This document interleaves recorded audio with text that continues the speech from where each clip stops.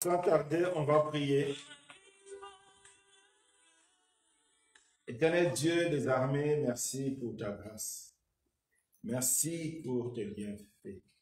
À travers ce moment, tu nous donnes encore ta grâce. Tu nous donnes encore, oh Dieu, ta faveur. Ta faveur, éternel mon Dieu, pour t'écouter. Ta faveur, éternel mon Dieu, pour recevoir de toi tout ce qu'il nous faut. Pour recevoir de toi la vie. Nous sommes là pour la vie. Nous sommes là, oh Dieu, pour t'écouter. Merci de nous éclairer. Merci de nous guider. Merci, oh Dieu, de te manifester au milieu de nous. Nous avons besoin de toi, Seigneur. Merci d'enlever la parole humaine. Merci d'enlever la pensée humaine. Mais laisse que ta vie, rien que ta vie, au milieu de nous. Au nom puissant de Jésus-Christ. Amen. Amen. Que notre Dieu soit béni. Notre message d'aujourd'hui aura comme thème la délivrance totale. Donc c'est la suite, c'est-à-dire c'est la suite de ce qu'on avait vu le dimanche passé. Parce que la délivrance totale, c'est une notion très importante pour la foi chrétienne. Nous devons vraiment les comprendre pour avancer. Parce que si nous ne comprenons pas la notion de la délivrance totale par le Seigneur, nous ne pourrons pas être agréables à Dieu. Parce que, avance là-bas. Là, derrière, il y a des fils. Donc, nous ne pouvons pas avancer dans le Seigneur si nous ne comprenons pas la notion de la délivrance totale. C'est très important, mes bien-aimés. Parce que la mission que Dieu a donnée à Jésus-Christ sur la terre, c'est de nous délivrer totalement. C'est-à-dire, le salut en Christ veut dire la délivrance totale. Donc, quand on parle du salut, on parle de la délivrance. Il y a beaucoup de choses à l'intérieur. Il y a beaucoup d'aspects que Jésus devait nous délivrer, que nous devons être délivrés pour être agréables à Dieu. C'est pourquoi je vous invite vraiment à être attentif. C'est lui qui veut noter, il note. C'est lui qui veut retenir, il retient. Parce que c'est un point très capital de la foi chrétienne. Donc, pour mieux comprendre la pensée de Dieu, nous allons prendre nos Bibles dans le livre de Luc. Luc 1, verset 67 à 69. Luc 1,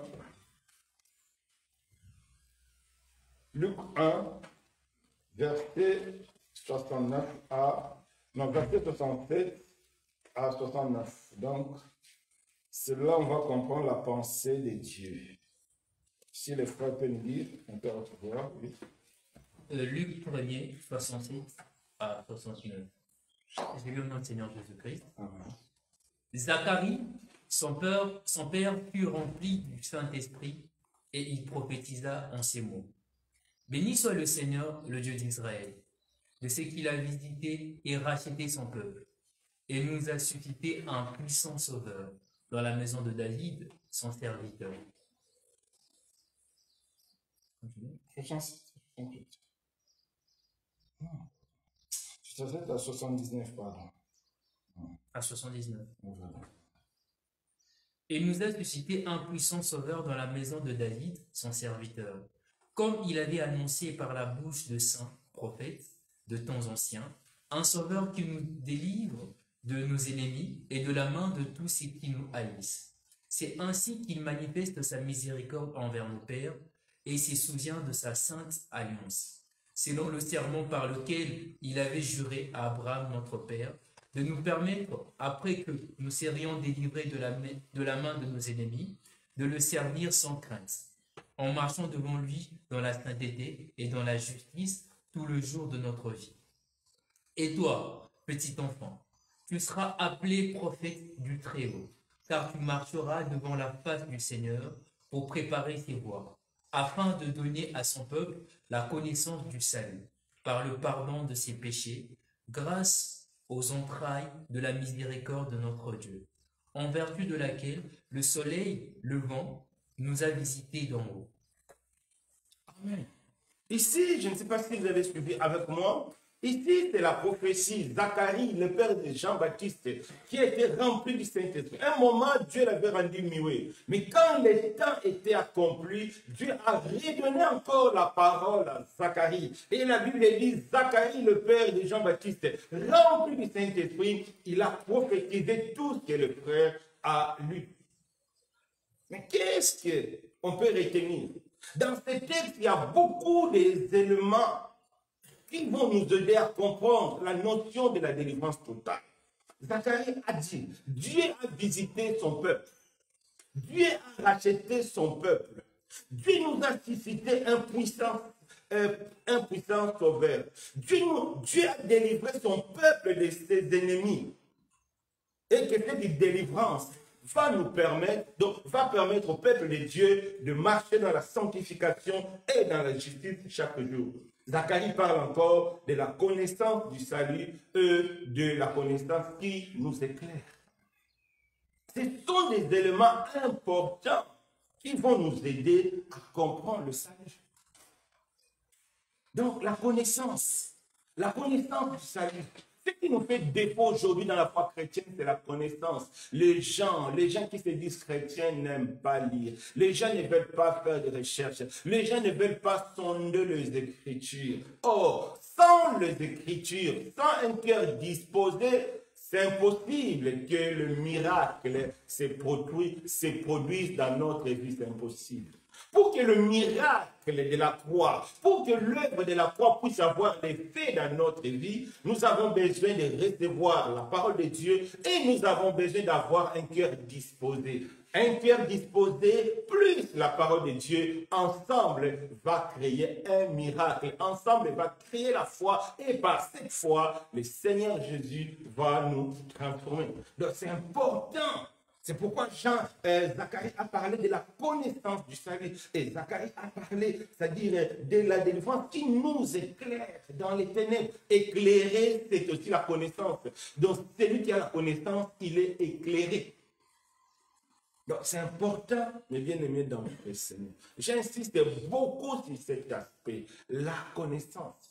Vous ne pouvez pas aller loin dans le Seigneur s'il n'y a pas de connaissance. Parce que le Saint-Esprit viendra utiliser la connaissance qui est en toi pour te donner la révélation. La connaissance qui est en toi pour te fortifier. Mais s'il ne trouve pas la connaissance à toi, comment Dieu va agir dans ta vie? C'est impossible. Sans la connaissance dans nos cœurs, Dieu ne peut pas agir. C'est pourquoi dans l'Ancien Temps, Dieu envoyait toujours les prophètes pour que les prophètes puissent déposer la parole dans le cœur de son peuple. Et après, Dieu allait agir. C'est important, la connaissance. C'est pourquoi Zacharie parle de la connaissance du salut. Nous devons connaître, comprendre c'est quoi le salut. Qu'est-ce que le Seigneur Jésus est venu accomplir pour nous. La fois passée, dimanche passé, nous avons parlé de la délivrance totale. Nous avons compris que dans la délivrance totale, il y a plusieurs éléments. Mais les dimanches passés, on avait cité seulement 5. Premier élément, c'était quoi? La justification, la délivrance de la puissance des ténèbres, la délivrance du péché, la délivrance de l'ignorance et la délivrance du monde. Donc, pour que ta délivrance soit totale, il y a beaucoup d'autres éléments, mais on peut d'abord limiter d'abord à ces 5-là, et le dimanche prochain, on verra encore d'autres éléments de la délivrance. Mais les 5, le premier élément, c'est la justification. Donc, tu ne peux pas être délivré totalement par Dieu si tu n'es pas justifié. C'est quoi la justification? La justification, c'est l'acte dans lequel Dieu nous déclare juste. En Christ, Dieu nous déclare juste. De par la justification, Dieu nous donne la nouvelle naissance. Par la justification, Dieu nous rachète de nos péchés. Par la justification, Dieu nous donne son esprit. Quand on reçoit le Saint-Esprit, c'est quand Dieu nous justifie, quand Dieu nous donne cette nouvelle nature, et nous recevons le Saint-Esprit. Alors, comment on peut parvenir à la justification? Beaucoup de personnes savent c'est quoi la justification. Dieu te déclare juste. Mais aujourd'hui, nous allons voir chaque délivrance. Comment parvenir à la justification? Ce n'est pas la peine de comprendre la justification sans parvenir à la justification. Donc, pour parvenir à la justification, la première des choses, mes bien-aimés, nous devons comprendre que c'est Jésus-Christ que Dieu a envoyé pour venir nous délivrer du péché et nous sauver. Cette connaissance doit être claire dans notre pensée. Donc, il faut connaître, il faut comprendre que c'est Dieu qui a envoyé Jésus pour te délivrer de tes péchés et puis pour te sauver. Comme Zacharie a expliqué, un puissant sauveur qui nous délivre. Il faut comprendre cela. Parce que sans la compréhension que c'est Dieu qui a envoyé Jésus pour te sauver, ce n'est pas possible d'être justifié. Il faut comprendre cela. Une fois tu as compris, tu dois l'accepter. Tu dois croire, effectivement, c'est Dieu qui a envoyé Jésus pour moi et qui est par lui pour que je sois pardonné et que je sois sauvé. Cela doit être clair, il faut l'accepter. L'effet de l'accepter, c'est ça qui va créer la foi en toi. Parce que la Bible dit, nous sommes sauvés par la foi, nous sommes justifiés par la foi. La foi vient de ce qu'on entend, de ce qu'on entend vient la parole de Christ. Donc il faut croire dans ton cœur que Jésus est venu me sauver, que Jésus est venu me délivrer de mes péchés. Une fois que tu crois dans ton cœur, cela va créer la foi. Une fois que cela a créé la foi, nous devons passer à la repentance. Tu dois confesser tes fautes devant Dieu et demander pardon et s'engager à vivre en nouveauté de vie. Sans la repentance, ce n'est pas possible. Jésus te rachète de quoi? Il te rachète de tes péchés. Donc, il faut avouer tes péchés devant Dieu. Il faut être sincère. Il faut ouvrir le cœur. Les trois éléments sont importants, sinon il n'y a pas la justification. C'est pourquoi vous voyez beaucoup de personnes qui viennent assister au culte, qui te disent chrétiens, mais en réalité ils ne sont pas chrétiens, en réalité ils ne sont pas justifiés. Ils vivent toujours dans les soucis, ils vivent toujours dans la culpabilité de tout ce qu'ils ont fait. Pourquoi? Parce qu'ils n'ont pas reçu le pardon de Dieu. Parce que celui qui a reçu réellement le pardon de Dieu, le sang de Jésus efface, il ne va plus s'en souvenir. Mais si toi, tu te dis chrétien, tu as toujours les regrets de tes soucis, tu as toujours la culpabilité de tes soucis, c'est que la justification n'est pas encore accomplie dans ta vie. Alors, il faut sonder ton cœur. Est-ce que tu as vraiment compris que c'est Jésus qui est mort pour toi? Est-ce que tu as vraiment compris que c'est lui qui a payé pour tes péchés? Est-ce que tu l'as vraiment accepté dans ton cœur? Si tu l'as accepté, est-ce que tu t'es repenti devant Dieu? Pas devant les hommes, hein. C'est devant Dieu, sincèrement. Parce que sans la repentance, ce n'est pas possible. Parce qu'il faut avouer, il faut reconnaître. Ce n'est pas possible. C'est ça le principe de la justification. C'est ça le principe de la nouvelle naissance. C'est par la justification que nous commençons la nouvelle naissance. En Christ, nous sommes devenus des nouvelles créations. Toute chose est passée, une nouvelle vie. C'est par la justification que cela prend effet. Mais pour que cela prenne effet dans ta vie, tu dois reconnaître que c'est Jésus-Christ que Dieu a envoyé. Et tu dois croire à cela. Et tu dois te repentir. Prenons la Bible pour voir cela maintenant d'une manière pratique. Comment cela s'est passé au temps des apôtres? Comment cela s'est passé au temps des apôtres? Acte 2. Acte des apôtres 2. À partir du verset 29. Acte des apôtres 2, à partir du verset 29. On va lire.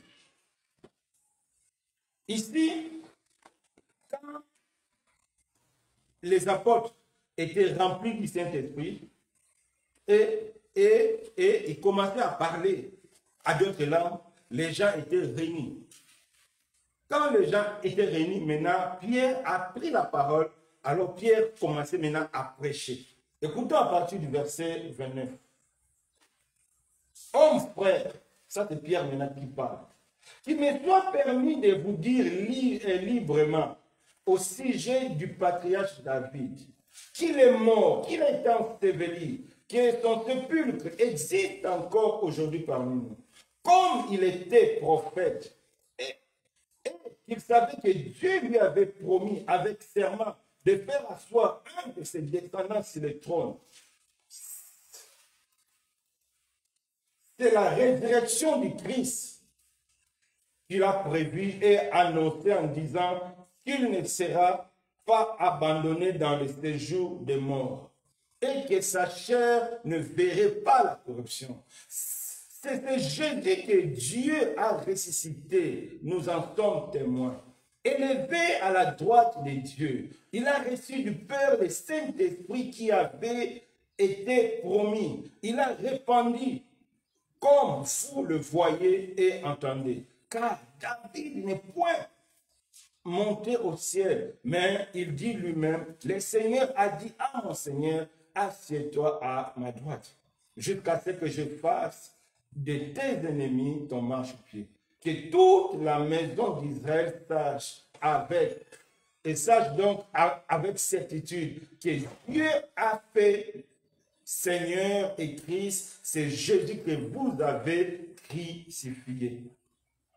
Est-ce que vous avez compris? C'est-à-dire, Pierre a répété face à la foule, il a répété que tout ce que David avait dit, en réalité, David ne parlait pas de lui-même. Comme il était prophète, il parlait de Jésus, il parlait de la résurrection. Pierre a dit, vous devez savoir tout ce que Dieu a fait de ce Jésus-là que vous avez crucifié, Seigneur et Christ. Maintenant, lisons attentivement. Verset 37. Après avoir entendu, quand la foule a écouté ce que Pierre a dit, c'est très important. Après avoir écouté ce que Pierre a dit, donc après avoir entendu ce discours, il eut le cœur vivement touché et ils disent à Pierre et aux autres apôtres, hommes, frères, que ferons-nous? Ils étaient touchés et ils ont cru à cela et ils ont demandé, frère, qu'est-ce qu'on va faire? Et quelle a été la réponse de Pierre dans 38? Et Pierre leur dit, répentez-vous, que chacun de vous soit baptisé au nom de Jésus-Christ pour le pardon de vos péchés et vous recevez le don du Saint-Esprit. On voit ici, la parole de Dieu est claire. Donc une fois Pierre a prêché l'évangile, une fois Pierre a présenté que le Jésus-là que vous avez crucifié, le Jésus-là que vous avez rejeté, c'est lui que Dieu l'a fait Seigneur, c'est lui que Dieu l'a fait Christ, c'est-à-dire c'est lui que Dieu a envoyé pour vous, c'est lui que Dieu l'a fait Seigneur, c'est celui-là. Alors, en écoutant cela, ils étaient vraiment touchés dans leur cœur. Et ils ont demandé à Pierre, qu'est-ce que nous allons faire? Et Pierre a dit, répentez-vous. Pourquoi? Parce qu'ils ont compris, parce qu'ils ont accepté, alors ils devaient se repentir. Sans la repentance, il n'y a pas la justification. C'est impossible. Parce que c'est par la repentance que tu remets ta vie à Dieu. Tu dis, l'ancienne vie, ça tu baraka. Maintenant, je vais une nouvelle vie. C'est pourquoi vous voyez beaucoup de personnes qui fréquentent les assemblées, ils prient, ils jeûnent, mais ils ne sont pas chrétiens. Parce qu'ils ne sont pas passés par une repentance sincère. Non. Ils n'ont rien abandonné dans leur vie. Non. Ils sont voyous, ils sont restés voyous. Ils n'ont même pas eu la pensée de laisser cela. Non, non, non, non, non. Vous voyez quelqu'un qui, avant d'être chrétien, il faisait le même mal, il est devenu chrétien, il fait le même mal, il continue. Et il n'a pas eu la justification. Pourquoi? Faute de repentance. Donc aujourd'hui, nous allons voir point par point d'une manière pratique. Donc celui qui veut être justifié doit, comme on a vu, écouter que Jésus est Seigneur. Écoutez que Jésus est venu pour te sauver et croire. Ils étaient vivement touchés dans leur cœur. Et ils ont demandé, qu'est-ce que nous allons faire? Et Pierre a dit, répentez-vous. Sans la repentance, ce n'est pas possible. Tu ne peux pas devenir chrétien, c'est impossible. Parce que la repentance, c'est un acte de foi. Une fois ils ont écouté, ils ont cru, ça crée la foi. Parce que c'est Jésus qui crée la foi. Et par la foi, on est maintenant capable de laisser la vie. Parce que sans la foi, tu ne peux pas laisser ta vie. Parce que le péché, on a vu le péché plus fort que la chair. C'est par la repentance. Et la repentance, c'est un fruit de la foi. Est-ce que vous me suivez, mes bien-aimés? Donc, pour être justifié, il faut comprendre que Christ est mort pour toi. Il a fait pour tes péchés. Il faut accepter cela et il faut te repentir.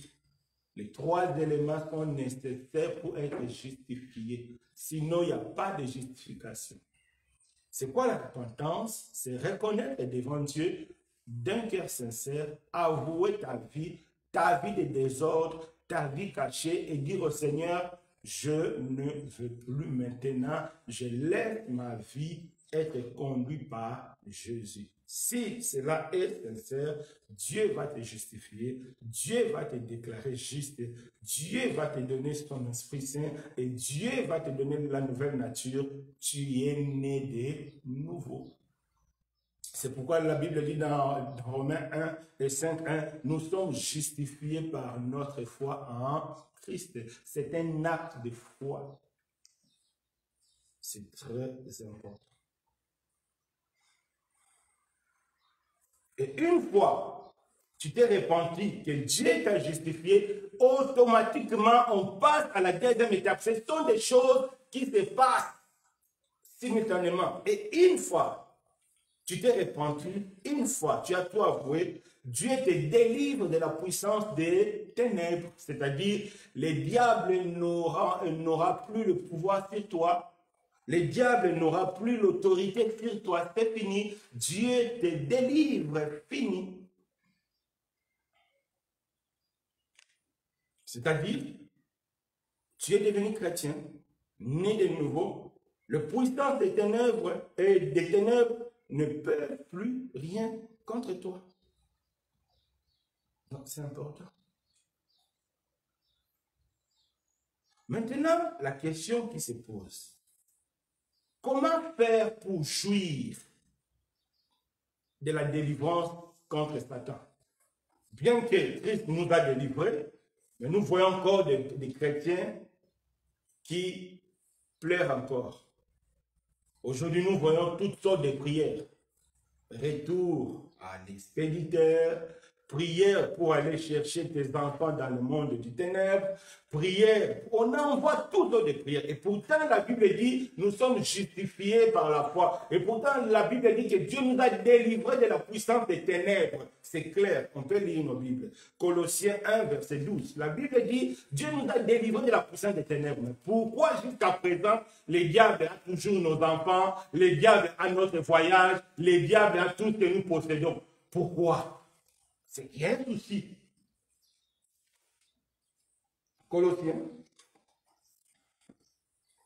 Colossiens 1, verset 12.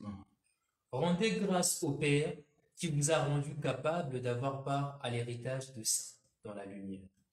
Il nous a délivrés de la puissance de ténèbres et nous a transportés dans le royaume de son Fils bien-aimé. Amen. Donc, si le plan spirituel, une fois que tu t'es repenti sincèrement, Dieu t'a justifié, c'est-à-dire que tous tes péchés sont effacés, automatiquement Dieu te délivre de la puissance des ténèbres parce que Christ t'a racheté. Zacharie a dit, Dieu est venu racheter son peuple. Dieu nous a rachetés par le sang de Christ parce qu'avant, on était tous du diable. Mais par la mort et la résurrection de Christ, Dieu nous rachète. Dieu nous retire. Les diables n'ont plus l'autorité pour nous. Mais pourquoi les diables n'ont plus l'autorité pour nous? Aujourd'hui, les chrétiens sont toujours tourmentés par les diables. Parce que quand tu lis la Bible, tu ne vois nulle part les apôtres faire des prières pour chasser Satan, faire la prière pour aller chercher leur mariage. Non, ce n'est pas ça dans la Bible. Mais pourquoi nous, aujourd'hui, nous faisons ce genre de prières? Pourquoi? Les gens vont dire que non, on trouve ça dans les psaumes, dans l'Ancien Testament. Mais oui, dans l'Ancien Testament, le peuple de Dieu était physique, les ennemis aussi étaient physiques. C'est pourquoi ils allaient faire la guerre, parce que les ennemis étaient physiques. Aujourd'hui, il n'y a plus l'ennemi physique, tout est spirituel. C'est ça la différence. Et dans tout est spirituel, alors comment faire? La Bible nous donne la solution. Éphésiens 10, versets 10 à 12. Et on va comprendre. Pour aujourd'hui manifester la puissance de la foi contre Satan, nous devons faire quelque chose. Comme j'ai expliqué pour la justification, on va aussi voir comment faire pour manifester la puissance du diable. Éphésiens 6, versets 10 à 12. Éphésiens 6, versets 10 à 12. Nous lisons notre Seigneur Jésus. Soyons attentifs, oui. Au reste, fortifiez-vous dans le Seigneur et par sa force toute puissante. Revêtez-vous de toutes les armes de Dieu afin de pouvoir tenir ferme contre le ruse du diable. Car nous n'avons pas à lutter contre la chair et le sang, mais contre les dénominations, contre les autorités, contre le prince de ce monde, de ténèbres, contre les esprits méchants dans le lieu céleste. Donc, qu'est-ce que la Bible dit? Nous ne luttons pas contre le sang et la chair, mais contre le monde des ténèbres, le monde spirituel. Et pourtant, Dieu nous a déjà délivrés des puissances des ténèbres. Mais comment faire pour manifester cette victoire? Et ici, Dieu nous a donné la réponse. Première chose, nous devons nous fortifier dans le Seigneur. Première chose. Et deuxième chose, nous devons compter sur la force de Jésus. C'est un acte de foi.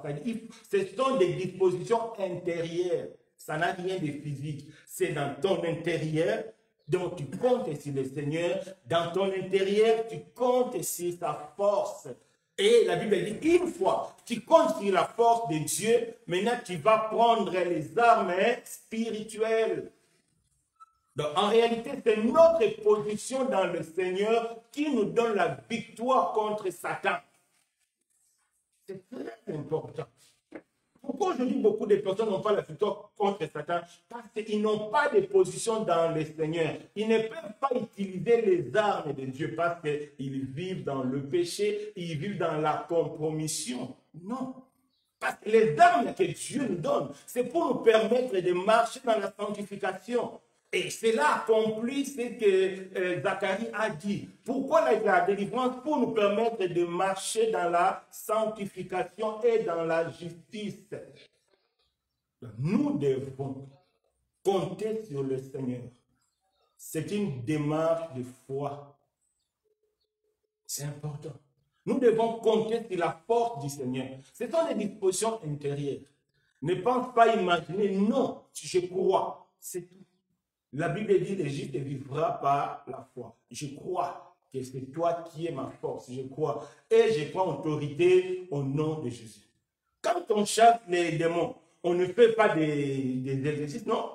On dit seulement, sors au nom de Jésus. Et puis les démons sortent. Pourquoi? Parce que j'exerce l'autorité de Jésus par la foi. C'est par la foi, je dois compter sur la force du Seigneur. Et pour compter sur la force du Seigneur, je dois marcher dans la sanctification. Je dois avoir la connaissance. Sinon, ce n'est pas possible. C'est pourquoi les diables font trop de troubles dans le milieu des chrétiens. Aujourd'hui, regarde les prières. Il y a même des prières, les gens qui prient avec des marteaux, d'autres, des dons de coups. Je tape Satan, je tape. Ça, c'est l'ignorance qui fait des choses comme ça. Tu penses qu'en donnant des coups, les diables est touché? Non. Les diables n'est touché que par la foi. C'est très important. Donc, pour manifester la victoire de la croix contre la force du ténèbre, tu dois, à partir d'aujourd'hui, t'appuyer sur Jésus par la foi. Tu dois compter sur sa force par la foi. C'est tout. Et puis, Jésus va faire, parce que c'est par la foi. C'est important.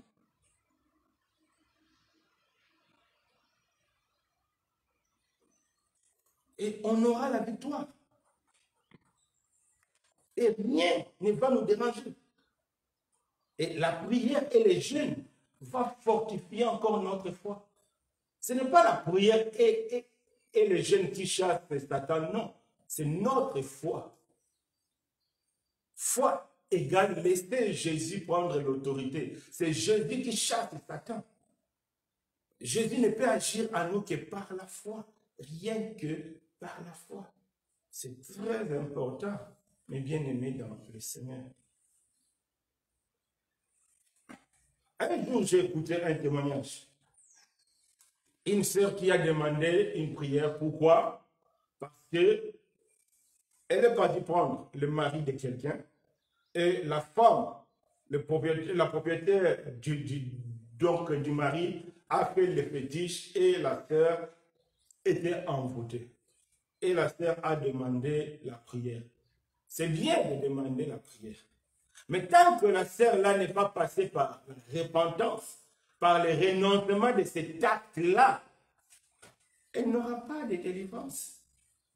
Parce que qu'est-ce que la Bible dit? Si on chasse un démon, il part, il va revenir. S'il trouve un vide, le démon va faire quoi? Va aller chercher encore les 7 autres. Vide veut dire quoi? Dans ta vie, Jésus ne règne pas. C'est ce que les gens oublient. Il faut que Jésus règne dans ta vie. Si Jésus règne dans ta vie, les démons ne peuvent rien faire. Le combat sera là. On va se battre. Mais tu seras plus que vainqueur par celui qui te fortifie. C'est ça.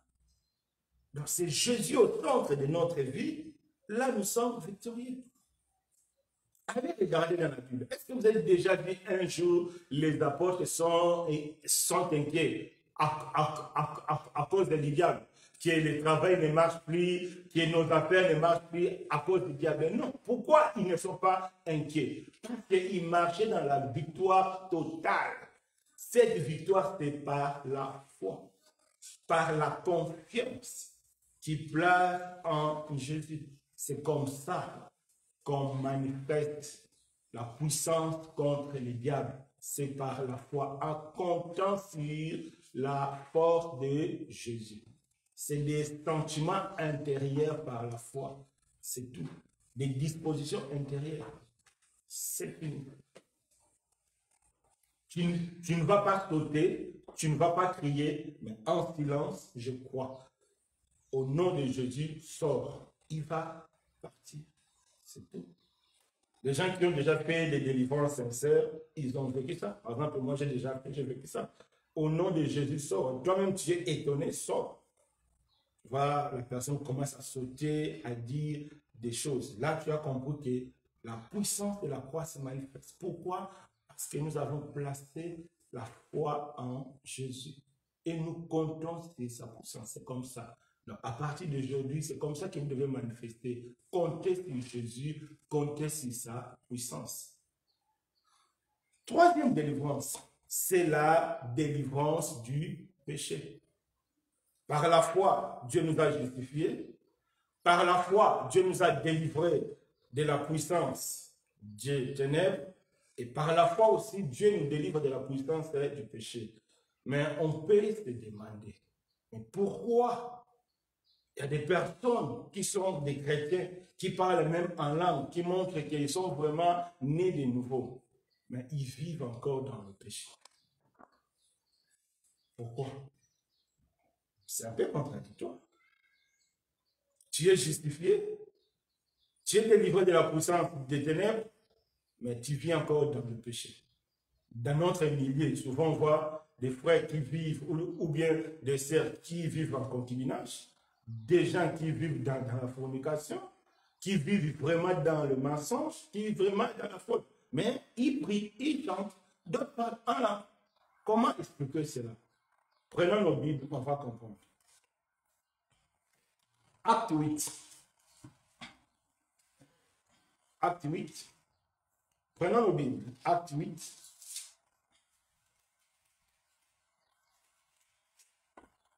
Acte 8, donc je vais lire. Acte 8, on va prendre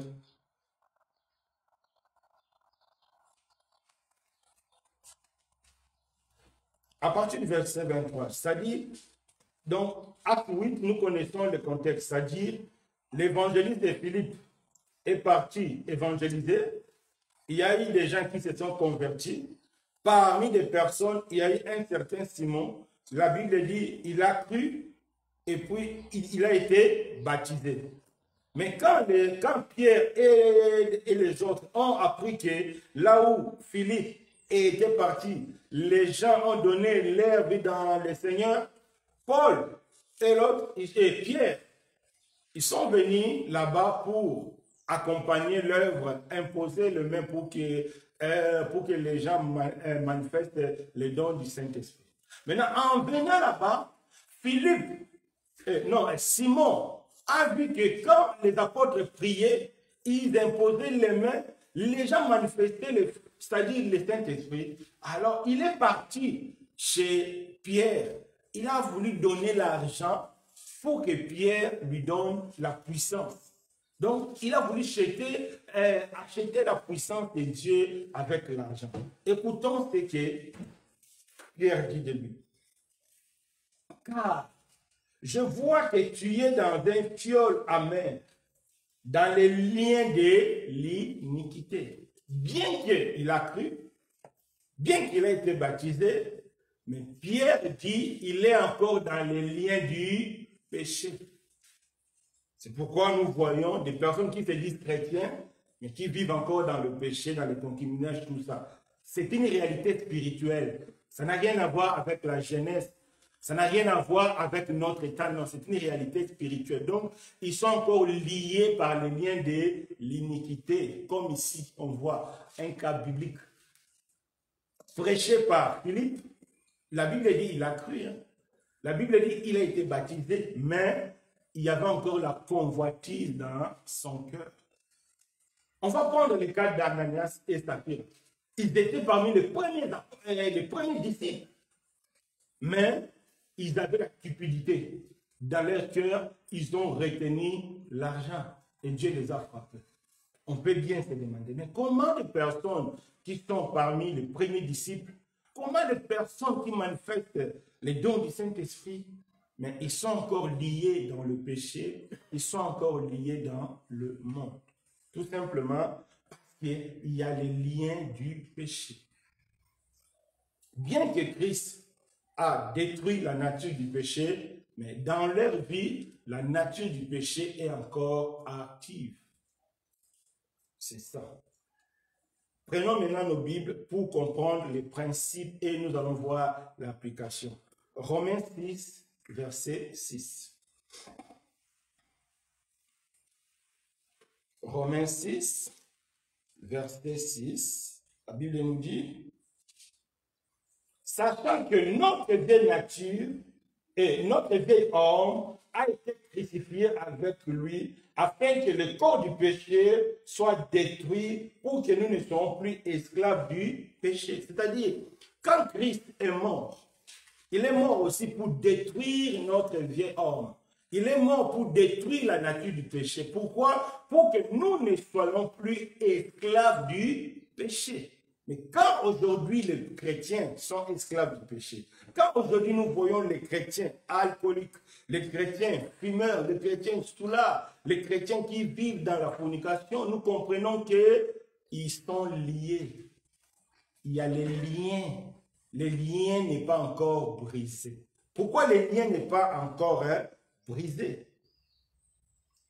La réponse est dans Galates 2, verset 20. Galates 2, verset 20. Qu'est-ce que la Bible nous dit? Paul dit, j'ai été crucifié avec Christ. Et si je vis, ce n'est plus moi qui vis, c'est Christ qui vit en moi. Si je vis maintenant dans la chair, je vis dans la foi au Fils de Dieu qui m'a aimé, qui s'est livré pour moi. Donc Paul nous dit ceci, Paul dit, il a été crucifié avec Christ. C'est pourquoi Paul marchait dans la sanctification. C'est-à-dire, pour que la délivrance du péché devienne une réalité dans ta vie, il faut accepter de crucifier ta chair. Bien que tu t'aies repenti, mais il faut aussi accepter par la foi, Seigneur, je m'identifie à ta mort et à la résurrection. Beaucoup de chrétiens ne s'identifient pas à la mort du Christ. C'est pourquoi le péché est toujours actif. Il faut s'identifier par la foi. Dans ton cœur, tu dis, Seigneur, je m'identifie, je crucifie ma chair. Les gens peuvent trouver ça. Non, il y a des différences. Parce que c'est un acte de foi. Dieu voit la disposition du cœur. Tu dois accepter d'être crucifié. Comme Paul. Paul a dit, j'ai été crucifié. Donc, Paul a accepté de s'identifier à la mort du Christ. Et quand tu t'identifies à la mort du Christ, c'est que tu détruis, ça dit, tu crucifies ta chair. Donc, la nature du péché n'a plus le pouvoir. Donc, c'est un acte de foi. Donc, il faut accepter ça dans ton cœur. Tu vas dans ta chambre, fléchir les genoux, tu dis, Seigneur, j'ai compris pourquoi je viens encore dans le péché, pourquoi je viens encore dans le monde. À partir d'aujourd'hui, je m'identifie à ta mort, je crucifie ma chair. Un acte de foi. Et tu vas maintenant accepter de vivre par l'esprit. C'est ça la réalité de la foi. Il faut accepter dans ton intérieur de crucifier ta chair. Il faut que la chair soit crucifiée. Par principe, je dis fait pour tout le monde. Il faut que toi aussi tu entres dans ce chemin-là. Sinon, tu vas toujours vivre dans le péché. C'est pourquoi aujourd'hui, maintenant vous avez compris pourquoi il y a des chrétiens, beaucoup qui vivent dans le péché. Il dit que non, il y a même les gens qui disent oh non, tout le monde pêche. Non, tout le monde ne pêche pas. La Bible nous dit, soyez saints comme votre Père Céleste est saint. Zacharie a dit, la délivrance pour nous permettre de marcher dans la sanctification et dans la justice. Donc, une fois que tu es complètement délivré, tu as la capacité de marcher dans la sanctification. Paul et nous, c'est la même chose. Comment les apôtres ont pu arriver? Parce qu'ils ont accepté de crucifier les chair. Mon frère, ma soeur, tel que tu es là, il faut accepter de crucifier ta chair. Peut-être c'est la colère qui est ton problème. Peut-être c'est la cupidité, l'amour de l'argent. Peut-être c'est la chair qui est ton problème. Va dans ta chambre, accepte de le crucifier par la foi. Ce sont des dispositions intérieures et Dieu va accorder. Pour voir comment ça marche. Dans le mariage, quand un homme demande le mariage à une fille, comment ça se passe? Dès que la fille a dit oui, sincèrement, automatiquement dans son cœur, il y a le sentiment qui naît. C'est comme ça que ça se passe. Si tu n'as pas dit oui, rien ne va naître. Mais une fois que tu dis oui, le sentiment naît. C'est comme ça, c'est comme la foi. Une fois que tu as dit oui à Jésus, oui, je crucifie ma chair. Si tu es sincère, la force va naître. Parce que c'est spirituel. C'est en Christ. La force va naître et tu auras la capacité maintenant de mettre ta chair en échec. Prenons nos Bibles. Nous allons voir cela. Galates 5. On va voir. Galates 5 à partir du verset 22. On va comprendre. Galates 5 à partir du verset 22. Écoutons ce que la Bible dit. Mais les fruits de l'esprit, c'est l'amour, la joie, la paix, la patience, la bonté, la bénignité, la fidélité, la douceur, la tempérance. La loi n'est pas contre ces choses. Ceux qui sont en Christ ont crucifié leur chair avec ses passions et ses désirs. C'est-à-dire, quand tu es en Christ, tu crucifies tes passions et tes désirs. C'est-à-dire, tu proclames par ta bouche et tu crois dans ton cœur. Seigneur, j'aime la cigarette, j'aime le frappe, j'aime le mensonge, j'aime. À partir d'aujourd'hui, non, je les crucifie. C'est un acte de foi. Et tu vas marcher par l'esprit. Cela n'est possible aussi qu'il faut recevoir des enseignements. J'ai dit, c'est la parole de Dieu qui crée en nous le miracle. En lisant la parole de Dieu, va naître en toi la foi. Et par cette parole-là, le Seigneur va utiliser. Parce que la Bible dit, c'est Jésus qui crée la foi, c'est lui aussi qui rend cette foi parfaite. Hein, David? C'est bon. Donc, c'est Jésus qui rend cette foi parfaite. C'est pourquoi vous voyez les gens qui disent chrétiens, ils vivent dans le désordre parce qu'ils n'ont pas crucifié leur chair. Maintenant, quelles conséquences quand on refuse de crucifier la chair et vivre dans la foi? Conséquences dans le livre d'Hébreux 10, on va voir. Conséquences quand on refuse de crucifier la chair. Conséquences dans le livre Hébreux 10. Hébreux 10, conséquences quand on refuse de crucifier la chair. Hébreux 10, à partir du verset 26. Écoutons la conséquence.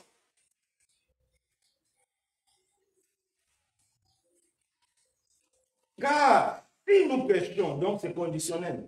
Donc si nous péchons, ça dit si tu vis vraiment volontairement. La Bible dit car si nous péchons volontairement après avoir reçu la connaissance, tu vois, très important. La connaissance c'est quoi? C'est ce que tu as compris, il faut crucifier la chair. Aujourd'hui, Dieu nous a montré, personne n'est pas encore discuté, non. Il faut crucifier la chair par la foi. Donc une fois, j'ai reçu la connaissance, car si nous péchons volontairement, après avoir reçu la connaissance de la vérité, il ne nous reste plus de sacrifice pour le péché. C'est-à-dire, si tu as eu la connaissance, tu as compris qu'il faut mourir en Christ et que toi tu as refusé, il n'y a plus d'autres sacrifices. Parce que Dieu n'a fait qu'un seul sacrifice par la mort de Jésus. Et toi, tu refuses ces sacrifices-là, il ne te reste plus rien. Il ne te reste plus rien, c'est ce que la Bible dit. Ça dit, si nous péchons volontairement, ça dit, on te dit ça, c'est pas bon, tu continues. On te prête ça, ce n'est pas bon, tu continues. On te montre comment faire pour vaincre le péché et tu continues. Et si tu continues ainsi, la Bible dit, il ne reste plus rien.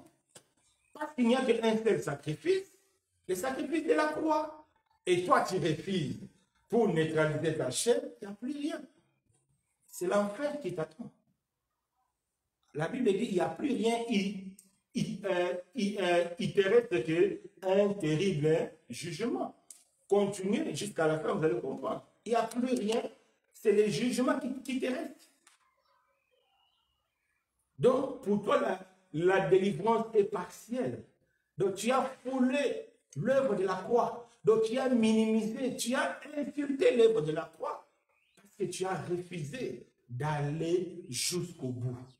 Que Dieu nous fasse grâce. Qu'il n'y ait plus parmi nous des frères ou des sœurs qui vivent dans le péché, qui vivent dans la compromission. Parce que Christ est mort pour nous. Maintenant, si par mégarde, on tombe dans le péché, on fait recours à l'œuvre de la croix, Jésus nous pardonne. Pourquoi Jésus nous pardonne? Parce qu'on est déjà justifié. Celui qui n'est pas justifié, Jésus ne peut pas le pardonner. Donc, Jésus nous pardonne parce qu'on est justifié déjà. Amen. Je ne sais pas si c'est clair. Donc, Jésus nous pardonne parce qu'on est justifié. C'est comme ça, Dieu nous donne la victoire face au péché. C'est en crucifiant notre chair avec Christ. Comme les apôtres ont fait, comme Paul a fait, il a accepté de crucifier sa chair avec Christ. Amen. Quatrième délivrance, c'est la délivrance de l'ignorance. L'ignorance, c'est quelque chose de très, très mauvais. Aujourd'hui, comme je dis, si nous voyons des frères et sœurs qui vivent dans le péché, tout ça, c'est que c'est à cause de l'ignorance. Beaucoup ne savent pas, il faut crucifier la chair. Beaucoup ne savent pas. Beaucoup ne savent pas, il faut faire ça par la foi. Beaucoup ne savent pas. Pourquoi? Parce que les gens refusent de se faire enseigner. les gens n'ont pas le cœur disposé. Ces choses, même si on ne t'a pas enseigné, si tu as un cœur disposé, c'est Dieu lui-même qui va te mettre dans ton cœur. Moi, personnellement, personne ne m'a enseigné ces choses, non. Personne ne m'a enseigné ça. Quand j'ai commencé ma vie chrétienne, personne ne m'a enseigné parce qu'à l'époque, on ne recevait même pas des renseignements comme on a maintenant. Non. Mais comment on arrivait à marcher? Parce que quand ton cœur est disposé, Dieu tient compte de l'environnement, Dieu tient compte de tout et c'est l'Esprit lui-même qui nous enseigne. C'est important. C'est par la connaissance. Quand on lit la Bible, Dieu utilise cette connaissance-là et il va nous affermir. Important. C'est lui qui n'a pas la connaissance. Mais qu'est-ce que Dieu va utiliser dans ton cœur? Pour créer l'homme, Dieu a pris la terre. Pour créer la foi qui va te donner la force, il faut que Dieu trouve en toi la parole. L'ignorance est très, très mauvaise. C'est pourquoi je vous encourage à lire. C'est pourquoi j'avais dit, à partir de la semaine passée là, on a commencé la méditation. On va lire tout le Nouveau Testament. La semaine passée, on a déjà lu tous les livres des Romains. Combien on fait cette méditation de tous les livres des Romains? Combien on fait cette méditation? Oh, c'est dans Romains qu'il y a tous ces principes-là. Tous, dans les livres des Romains, on trouve tout ça. Donc, celui qui maîtrise les livres des Romains a la clé de tout ça. Combien ont médité les livres des Romains? Comment Satan ne viendra pas vous troubler? Comment Satan ne viendra pas gâcher votre salut, gâcher votre destinée? Comment il ne viendra pas? C'est pourquoi la Bible dit, mon peuple est détruit faute de connaissance. C'est important. Il faut que Dieu nous délivre de l'ignorance. Moi, personnellement, les jours où j'avais pris vraiment la décision de marcher avec Dieu, je lisais la Bible. Chaque jour, le matin, je lis les évangiles. À midi, je travaille pendant la pause les épîtres. Presque chaque jour. Des fois, tellement que je lis beaucoup, j'ai trouvé même une occasion pour ne pas lire. J'ai dit, bon, dimanche, comme je culte, donc je ne lis pas. Lire la Bible doit faire partie de notre vie. Il doit faire partie de notre vie. Parce que Dieu a besoin de cette connaissance-là, je répète encore, pour créer le miracle dans ta vie. La Bible dit, Dieu a tout fait par la parole. Dieu n'a pas fait des choses par la matière. Dieu a dit que la terre soit, la terre suit. Dieu a dit que le soleil soit, le soleil. Tout ce que nous voyons, c'est la parole. Pourquoi la Bible dit, Jésus lui-même est la parole de Dieu. Et le Verbe s'est fait chair. C'est la parole qui a pris chair. C'est important, mes bien-aimés. Vous ne pouvez pas avoir la victoire de la vie chrétienne sans la parole. C'est impossible. C'est impossible. Si vous ne voulez pas être enseigné par Dieu, c'est le diable qui viendra vous enseigner. C'est ce que nous voyons aujourd'hui. Les diables nous enseignent. C'est la jeunesse, c'est le Maroc, c'est les temps modernes. C'est ça l'enseignement du diable. C'est important. Le principe dans Matthieu 28, verset 19, allez et faire de toutes les nations les disciples en les baptisant au nom du Père et du Fils et du Saint-Esprit. Enseignez-les tout ce que je vous ai enseigné. Ça, c'est le principe que le Seigneur a laissé. Les apôtres, Jean, Pierre, moi, je vous ai enseigné. Vous aussi, vous devez enseigner les autres. Ça c'est le principe que Jésus a établi.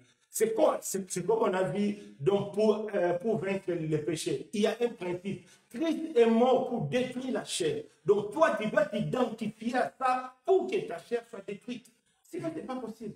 Donc Christ a mis une base. Allez et faites de toutes les nations les disciples. Maintenant, regardons ça d'une manière pratique. Acte 2, de 41 vers la fin. Qu'est-ce que la Bible dit? Quand les gens étaient prêchés par Paul, après, la Bible dit, ils étaient assidus au temple chaque jour. Ils persévéraient dans l'enseignement des apôtres, dans la prière, dans la communion fraternelle et dans enseignement des apôtres, communion fraternelle. Et le troisième point là, c'est quoi? Prière. Et le pain, la partage du pain, c'est-à-dire dans la Sainte Seine. Les 4 éléments que les premiers chrétiens persévéraient.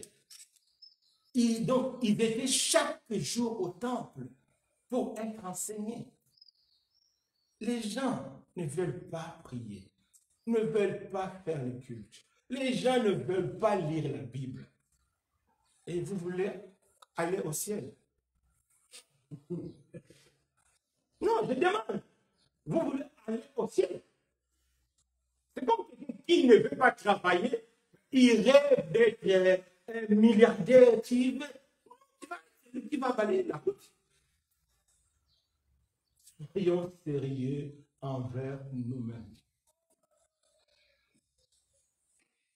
Si nous ne voulons pas apprendre, nous ne voulons pas étudier la parole de Dieu, on se ferme beaucoup de portes.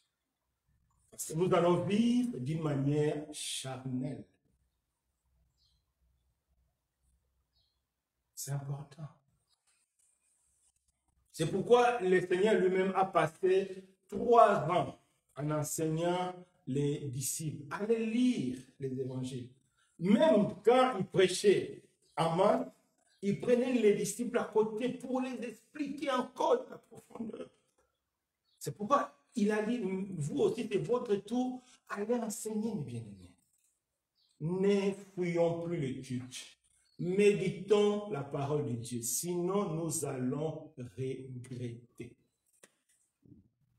Nous allons regretter. Nous allons regretter que personne ne nous dise des histoires. Hier, on a eu la Bible comme enseignement. Combien de personnes ont suivi cet enseignement de la Bible? Vous savez ce que Dieu a dit à Moïse? Parce que c'est Dieu qui a ordonné à Moïse aussi d'écrire dans le livre. Dieu a dit, Moïse, écrit des choses pour en conserver le souvenir, pour que ça soit transmis de génération à génération. C'est la volonté de Dieu que sa parole soit transmise de génération à génération. Comment la parole peut être transmise? C'est par l'enseignement. Ce que tu as écouté, toi aussi, va l'enseigner. C'est comme ça. Moi, j'apprends, je viens vous enseigner. Vous aussi, apprenez, ajoutez.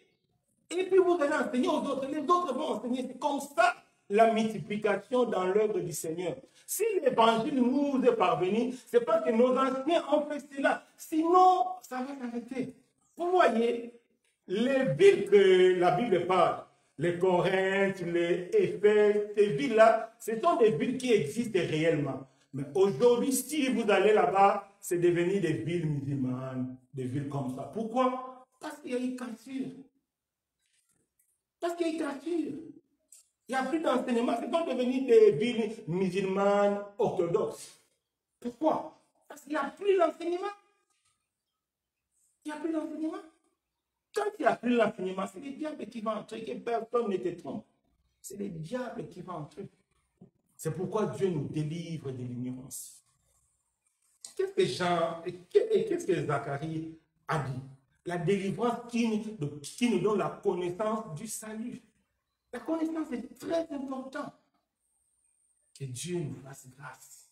À partir d'aujourd'hui, prenons l'engagement de ne plus manquer le culte. De lire la Bible. Il faut avoir un programme quotidien. Sinon, ça ne marchera pas. Le diable viendra te prendre. Vous savez comment le diable a eu Ève? C'est par l'ignorance.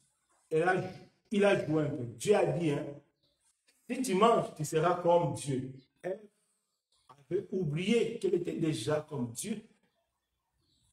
Mais le diable a utilisé ça pour voler. Que Dieu nous fasse grâce. Résultat, c'est ce que nous voyons. Allez sur Internet. Regardons toute la folie qui se passe sur Internet. C'est le fruit de l'ignorance. C'est le fruit de l'ignorance qui se passe. Que Dieu nous délivre de l'ignorance au nom de Jésus. Que Dieu nous fasse grâce. Et cinquième délivrance, c'est la délivrance du monde. Vous savez, il n'y a pas un chrétien qui est né chrétien, non. Les gens qui disent qu'ils sont nés chrétiens, c'est seulement l'ignorance. Il n'y a pas de gens qui naissent chrétiens. Ça n'existe pas dans la Bible. La Bible dit tous nos péchés sont privés de la gloire de Dieu. Et notre péché, c'est à partir d'Adam. Ce n'est pas que toi tu as péché, ce n'est pas que moi j'ai péché quand j'étais bébé. Non, non, non. C'est à partir d'Adam, nous recevons cette nature du péché. C'est pourquoi la Bible dit par sa mort, Christ a neutralisé le vieux homme. C'est-à-dire, c'est quelque chose qui est collé à nous. Allez revoir l'enseignement sur le péché. Le péché, c'est une loi, c'est quelque chose qui est en nous. Personne n'est né saint, ce sont des histoires. Nous tous, nous naissons dans le monde. Nous avons goûté au monde, la joie du monde. Mais en devenant en Christ, nous devons apprendre à nous séparer du monde. Sinon, ce n'est pas possible. Sinon, on va toujours faire un tour en Égypte, comme les enfants d'Israël. Ils étaient dans le désert. Le moindre problème, quand on était en Égypte, il y avait des pommes. Quand on était en Égypte, il y avait la banane. C'est pourquoi beaucoup de chrétiens font ça. Moindre souci, ils retournent. Ces derniers temps, j'ai trop de soucis. Au lieu de prier, il prend la cigarette, il fume pour se consoler. Est-ce que la cigarette va t'apporter la solution? Est-ce que l'alcool va t'apporter la solution? Non. Tu vas boire, tu deviens ivre. Après l'ivresse, les problèmes restent. Ça, même iota, rien ne va bouger. Le même problème, tu vas trouver le même problème.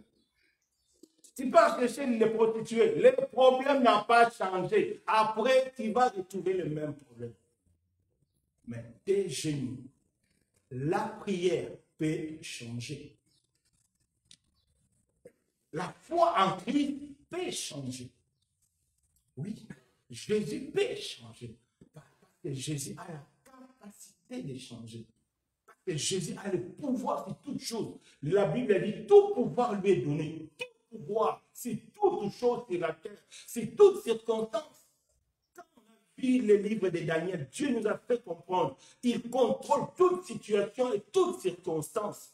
Nos genoux peuvent changer beaucoup de situations. Est-ce que vous croyez à cela? Nos genoux peuvent changer les situations. Israël, s'il a raté la terre promise, vous avez, sinon, ce qu'ils ont fait. Ils ont dit maintenant, nommons-nous un chef pour retourner en Égypte. Ils ont pris la décision de retourner en Égypte. Parce que pour eux, la terre promise, il n'y a rien. Ils préfèrent les chicottes de Pharaon, mais avec la banane, avec la viande. Malheureusement, c'est ce que beaucoup de chrétiens acceptent. Vivre heureux dans le monde, mais être esclave du diable. Que Dieu nous délivre de cette mentalité. Que Dieu nous donne la force. Pour être délivré du monde, c'est d'abord dans les pensées. C'est pourquoi la Bible nous dit, nos pensées, tout doit être obéissant à Christ. Donc nous devons renouveler nos pensées. Pour renouveler nos pensées, c'est la louange. La louange, c'est un remède important pour renouveler nos pensées. Quand tu écoutes beaucoup de louanges, beaucoup de la musique de Dieu, ça va commencer à résonner en toi, ça va te fortifier.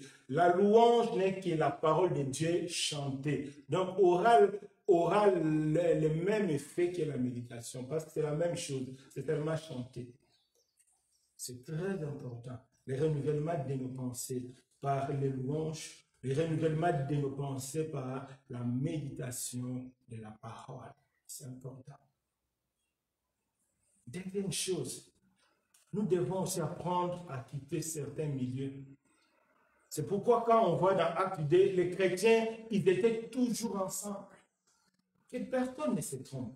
Si tu es dans un environnement où tout le monde fume, où tout le monde dit de bêtises, même dans les consciences, tu vas commencer à entrer dans le péché. parce que c'est un milieu. Ce n'est pas pour rien Dieu a commencé par délivrer les enfants d'Israël de l'Égypte. Dieu pouvait tout donner en Égypte. Mais pourquoi Dieu n'a pas fait? Parce que Dieu savait que ça n'allait servir à rien du tout. Tout ce que Dieu allait leur donner là-bas, ça allait être sous l'autorité des pharaons. Tout ce que tu prends dans le monde, c'est sous l'autorité du diable. Ça, c'est la réalité spirituelle. Ça, c'est la réalité spirituelle. C'est important, mes bien-aimés, que Dieu nous fasse grâce. Nous devons quitter certains milieux. C'est important. C'est vrai, ça peut nous faire mal quitter. Je n'ai pas dit haïr, non. Quitter certains milieux parce qu'il y a incompatibilité. Ils parlent trop de bêtises, ils regardent des bêtises, ils tournent dans les bêtises, ils passent tout leur temps devant l'alcool à gogo, l'ivrognerie, tout ça. Ça, c'est un milieu qui n'est pas propice aux enfants de Dieu. C'est un milieu qui n'est plus pour toi. Il faut accepter. C'est vrai. On peut quitter certains luxes. Les enfants d'Israël, c'était qui disaient, oui, ils ont quitté les luxes. Ils habitaient dans des maisons. Après, maintenant, ils habitaient dans des tentes. Mais c'est le prix à payer. Le prix à payer, c'est ça. Dieu a payé le prix. Il est devenu homme. On l'a chicoté par les hommes. Il est mort. Il a payé le prix. Sans le prix, il n'y en a pas le salut. Nous devons accepter de payer le prix. Nous devons accepter de quitter certaines choses. Nous devons accepter de quitter certains conforts. Sinon, ce n'est pas possible. Ce n'est pas possible. Ce n'est pas possible. Ce n'est pas possible. Le cas de l'homme riche et Lazare nous parle très clair. L'homme riche n'a pas voulu quitter son confort d'être riche. Mais Lazare a accepté de quitter. Il est prêt à diviser sa richesse par deux. Donc, il n'allait plus être riche comme avant. Il est prêt à rembourser 4 fois. Peut-être qu'il allait tout perdre.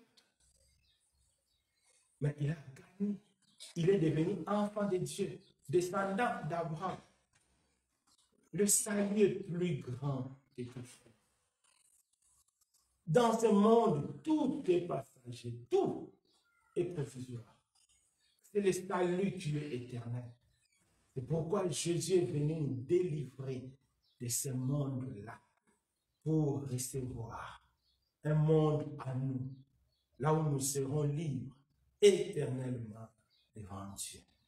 Que Dieu nous délivre de certains conforts de ce monde. Que Dieu nous délivre au nom de Jésus. Mais c'est à nous de donner à Dieu l'accès. Dieu ne peut rien faire si nous ne lui donnons pas l'accès. Pour donner à Dieu l'accès, la méditation, le cœur disposé, Dieu va naître en toi la foi et par cette foi, tu auras la capacité de prendre des décisions. Que Dieu nous fasse grâce. Que Dieu nous fasse grâce. La Bible dit, qu'est-ce que l'homme aura gagné s'il a perdu son âme? Qu'est-ce que l'homme aura gagné? On peut avoir toute la richesse du monde, mais un jour on va les laisser. On va les laisser. On va les laisser. Tu seras seul face à Jésus. Qu'est-ce que tu vas dire à Jésus? Que Dieu nous fasse. Donc, Dieu est prêt à nous justifier, c'est-à-dire à nous pardonner. Si nous reconnaissons que Jésus est venu pour nous, il est mort pour nous, si nous croyons à cela, si nous nous repentons sincèrement devant Dieu, Dieu nous justifie. Dieu est prêt à nous donner la victoire face à Satan. Si nous nous confions à Jésus, si nous comptons sur la force de Jésus et nous utilisons les armes spirituelles, nous aurons la victoire face à Satan. Dieu est prêt à nous délivrer du péché si nous acceptons de crucifier notre chair en Christ. Dieu est prêt à nous donner une pleine connaissance si nous acceptons d'adopter la Bible comme le livre de la vie. Dieu est prêt à nous délivrer du monde si nous acceptons de changer nos mentalités, de changer certains conforts. Que Dieu nous fasse grâce. Élevons-nous.